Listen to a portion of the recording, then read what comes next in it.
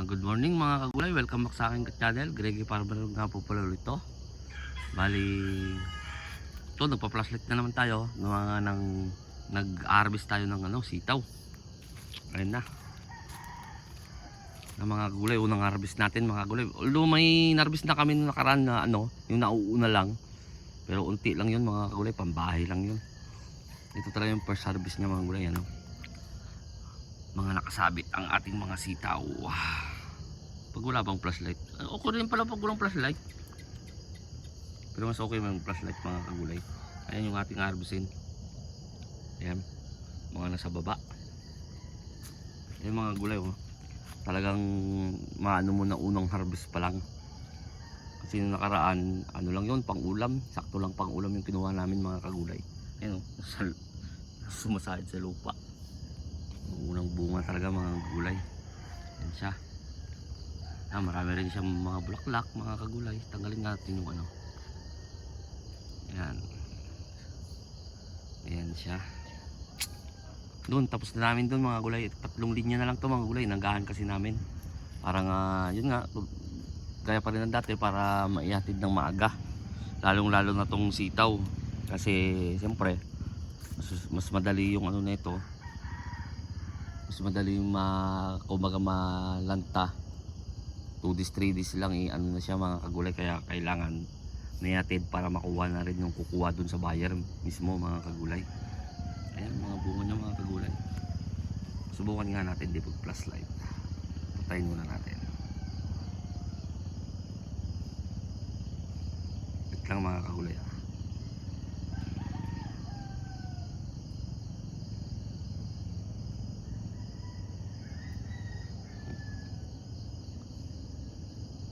Ayan mga kagulay, papakita ko sa inyo. Ayan yan, mga harvestin na yan, tabi-tabi mga kagulay. Yan, may ma-harvest tayo, medyo marami-rami ito mga kagulay. Pero ulitin ko mga kagulay, wala tong 1/4 wala tong 1/4 na kasi 1/4 yung binili namin, pero hindi namin naitanim lahat, gawa nga ng 10 lang, 10 linya lang yung namin.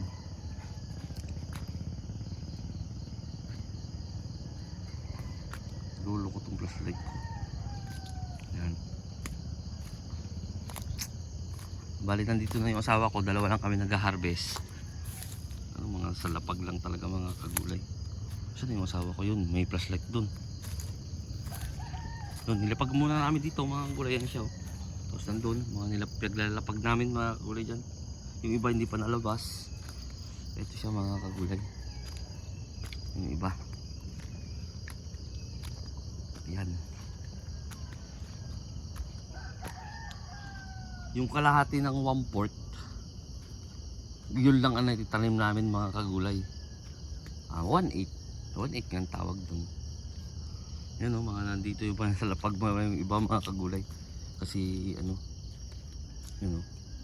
yan, mga nasa lapag pa, hindi ko pa nilalabas kasi nag-harvest pa nga ako mga kagulay. Yun, nailabas na yun mga kagulay, nandun gawa ng pagka namin sa dulo, kukunin na namin kagad, lalagyan namin dito sa labas para dire-diretso, para iwas din iwas na may makaligtaan dyan. Maganda pa naman nga ng presyo ng sitaw, sa 80 mga kagulay ang post ng ng sitaw, ang post nila kagahapon. Ayan, dito maliliit na siya mga kagulay. Yan, kasi naharbisan na dito. Yan ang ating sitaw. Kapag ganitong gabi pa ay madaling araw pa lang. Yan, marami pa yung mga sumusunod mga kagulay. Kahit yun nga, sa tulad ng sabi ko na kahit paunti-unti at least meron na harvest mga kagulay. Kasi nga kaya nga paunti-unti ang namin, sunod-sunod naman na mga kagulay, para hindi maputol, para iwas din na kapag matiyamba mo yung mababang presyo. Kasi kapag halimbawa ito tinaniman namin lahat hanggang dun sa dulo, kapag naabutan ng mababang presyo, mahirap makabawi. Hindi parehas nung nung ganito lang, yung ganito lang kadami, tapos kami lang, di na kami magpapatao, kami lang mag-asawa mag-harvest. Okay na yung ganito, makaabot ng 30 to 50 kilos, okay na mga kagulay. Yan, nakalapag. Nakalapag lang namin dyan. Yung iba mayroon talagang lalagyan na nakasabit dito sa tagiliran. Kami unti lang naman to, kaya nilalapag lang namin dyan, tapos kukunin na lang kapag nakaano na dun sa dulo, babalik na naman doon na ilalabas. Ganun yung diskarte namin mag-asawa. Ayan siya, harvest, naka flashlight. Yan, gawin natin. Tingnan natin yung hindi pa na-harvestan, taka na-harvestan na. Yan sa lapag lang. Yan. Yan tamtaman lang yung laki, hindi namin na. Kasi ang mga gulay kapag nagulangan talaga, parang humihina, bumunga kapag ganun. Ang plano ko dati mga gulay, yung susunod na tataniman na ganun, doon, tataniman pa dito. Ito yung puno, di ba mga gulay yan? Kasi sa sa talong, 0.75. Tataniman namin dito, pero ngayong namumunga na siya, mas maganda pala siya yung ganito lang, na medyo manipis lang. Kasi kasagaran kaya na may natitira, may nagugulangan, gawa nga ng grabe ng kapal. Para sa akin mas gusto ko yung ganito, kaya ganito pa rin yung gagawin ko doon. Pero kapag yung wala, halimbawa naka-plastic siya na pangsitaw lang talaga, ito kasi pinanggalingan ng talong, tamang-tama lang talaga siya sa kalahating metro, 50.5 na ito kasi 0.75. Ito yung layo ng butas. Kaya kapag halimbawa magtatanim kami ulit ng sitaw na babaguhin namin yung plastic, 0.50 talagang pagitan mga gulay, eksakto lang siya. Kasi kung makikita nyo mga gulay, kung nakaraan na update ko mga nakaraan, parang ang nipis lang mga gulay, di ba? Ngayon din ba naman mga gulay, manipis pa naman siya, pero gusto ko naman yung ganito, kitang kita yung bunga. Ayan, yan siya mga gulay.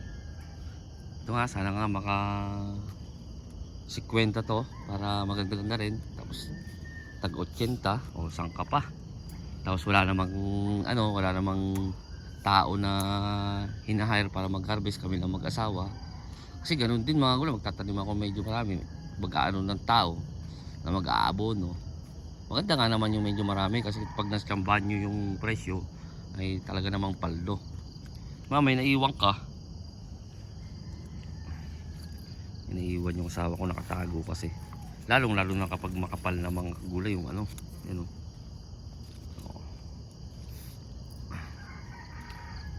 iniikot lang naman yan. Ikutin mo lang ng dalawang, dapat nahawakan nyo yung ganito mga gulay kapag mag-ikot kayo para hindi sumama. Nakahawak ako sa video, kaya hindi ko mahawakan mga gulay.